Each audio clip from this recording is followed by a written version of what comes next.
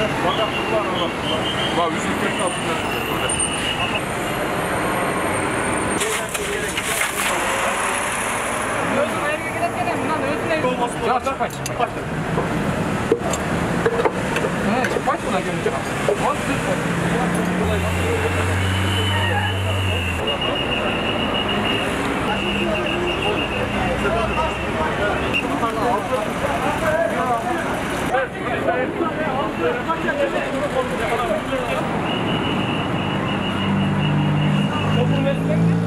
Mына КамАЗ Гургайга жактан келип аткан жеринен маршрутка кичине секиндешип калгандан кийин бул маршруткадан бул жака отам деп ошо 5 кишини сүзүп кетиптир.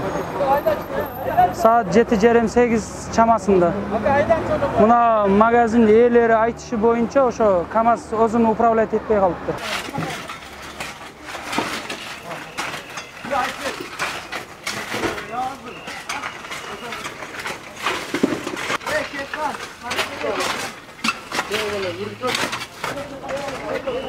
Adam, umuyordum.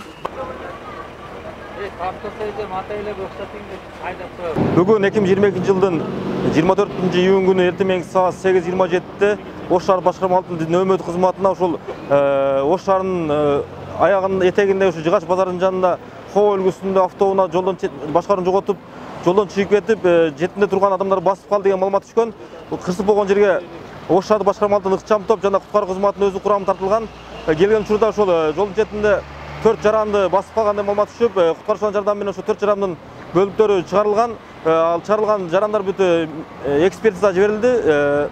Учурда азыр ошол автоунааны чыгаруу жана кырсыктын кесепеттерин жою иши жүрүп жатат. Кырсып болгон аймак ошол келип иш чараны жүргүзүп аткан учурда Кара Суу районунун аймагына тиешелүү болгону аныкталды.